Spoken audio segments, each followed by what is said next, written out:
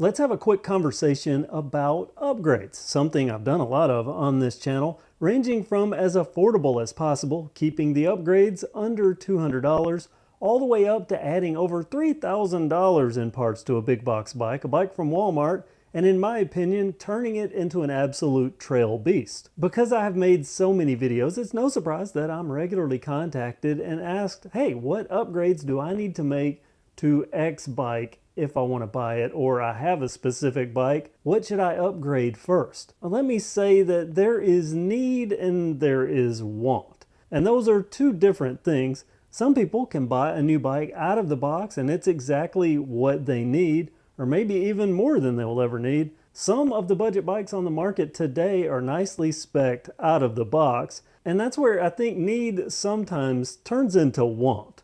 What do I want my mountain bike to be? Then of course there's actual need. Someone that has bought a budget bike wants to take it to a mountain bike trail and needs it to do more than maybe it can out of the box. And I show all manner of components that I use in upgrades, upgrading the suspension fork often. I do that and say that that is the single largest impact on a bike's capabilities. Yes, it is also upgrade drivetrains. I prefer one by simplicity and wide-ranging cassettes. The Microshift Advent X, my current go-to group set, that often requires new wheel sets, not only shaving weight, but being able to equip those wide-range cassettes that I do like. Though recently, as I mentioned earlier, there's some nicely spec'd big box bikes coming out or already out on the market. Sometimes they already have a cassette, already have wide ranges, might even already have a one-by. You see what I'm talking about. Sometimes it's more want than need. There are lots of options, endless possibilities, and one major question, when asked, do I need to upgrade my bike to ride it on a mountain bike trail? You know, that's really impossible to answer because that's going to vary from person to person and bike to bike. Trail type, trail needs. The way I ride might not be how you ride, and so on. So, today I want to simplify this because just based on the average curve of the questions, more often than not, I'm asked about upgrades in a more basic manner. Simply, what can I do to my bike for the least amount of money that will have the largest impact? And to me, that's an easy question to answer because the line between upgrades and customizations, that can blur, but one constant is being happy on your bike. In my experience, nothing makes a rider feel better about their bike and being on the bike than being comfortable on it. And that points me to the title of this video, the Big Three. Three main contact points. No matter what you're going to do on a bike or how you plan to ride, these three contact points, they're a constant. What do I mean by contact points, the big three? Think of yourself on your bike. What are the 3 points that you contact the bike with? The grips, the pedals, and the seat, or in proper bike parlance, the saddle. Let's start with the grips. Your hands are always going to be on the grips if you're controlling the bike, and really you don't even have to be riding the bike to need grips, even if you push a bike. Your hands are going to be on the grips. The mere fact of getting on your bike, you will grab the handlebars at the grips and step over onto a bike. So the first thing you're going to touch is grips. It's important to have grips that are comfortable for you. And let's face facts, manufacturers are trying to put as many features on a bike for as little cost as possible. Now that many have gone away from these slip-on grips to lock-ons, I mean sometimes the actual grip itself can suffer because they have a lock-on ring here, maybe even here, and they'll thin this part out. Now these rubber grips, they're nice and thick, but they are slip-ons. That's kind of old school stuff. So with the lock-on, often we'll get a lock-on, like here's one. This isn't a factory lock-on, but we will get what is called a lock-on grip, and this will be thin, very, very thin, with very little texture sometimes, and it's just not comfortable. If a grip is too firm with no padding, that's going to cause vibration. When you're going over bumps, that's going to relay right up through the hands, into the wrist, into the elbow, into the shoulder, sometimes all the way up into the neck. So that's where you want a nice padded grip surface. And you also want it to be grippy, but not too grippy. There's a fine line there. And I find with big box bikes, the factory grips, often either no padding, or the padding, they'll give some texture and it'll be visible texture.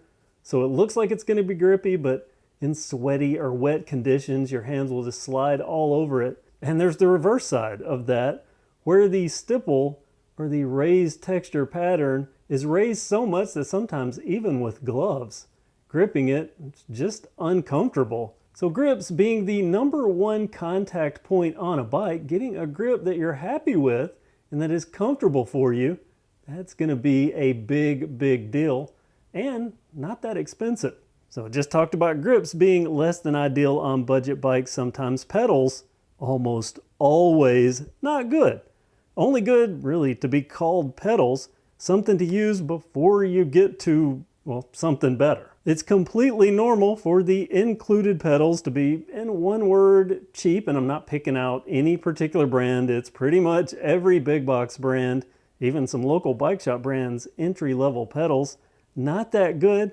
That's because everyone seems to have a preferred pedal. Myself, I like Race Face or these knockoffs Fuker. I think they're great pedals. I'll put links to both down in the description. They have mountain bike pegs. Very nice. Now the one place I think a big box bike can get away with just entry-level pedals, at least for a little while, is maybe on a cruiser bike where the demands are less, but even then, there are no bearings in these. They're not going to last all that long if you ride regularly. So point #2 of the big 3, replace the pedals. Have your hands with the grips happy, then your feet are going to be happy. That leaves the 3rd contact point, the seat. And the seat, I did put it at #3 and it just said pedals were #2, but this could be an easy tie. So it's kind of 2 and 3 go side by side. The seat is where people, the average rider, spends most of their time. You might live in an area that somehow you can coast downhill in both directions, so you might not use the pedals all that often. I've seen people kick pedal a bike, meaning their feet are just propelling them down the road, but they're always seated on the saddle. And around here, I live up a large hill. I see more people seated pedal up that hill than I do stand and pedal and pump up it. So a seat, very important. I don't even think manufacturers try anymore to make a comfortable saddle. They spend more of their time just trying to make them look good, like this one. And I'll tell you, this isn't the worst offender. This is far from the least comfortable saddle, but even a budget replacement saddle, I think these were 16 bucks. I'll put a link down in the description. I've put them on quite a few bikes. Gee, look at this.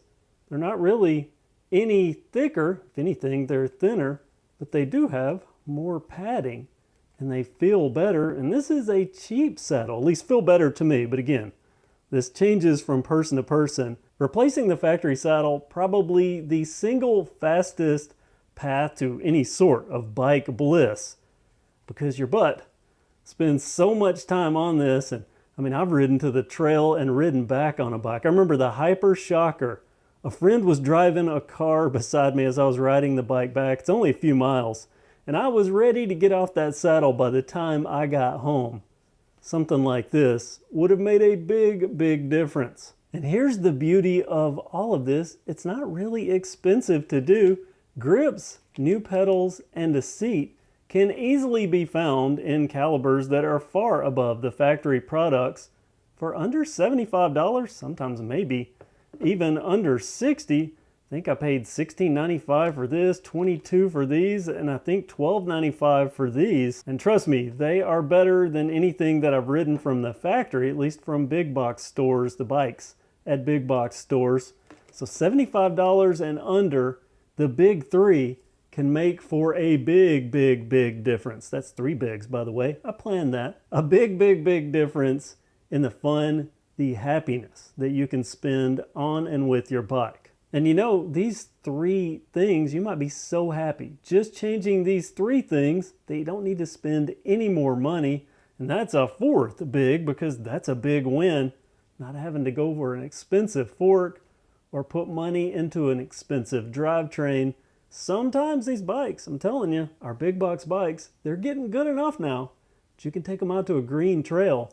3 changes, be super happy, at least in my opinion. And that's it for today's video. If you found this video helpful, give it a thumbs up. That helps the channel. Also, be sure you're subscribed if you haven't already. Make sure you have that notification bell active.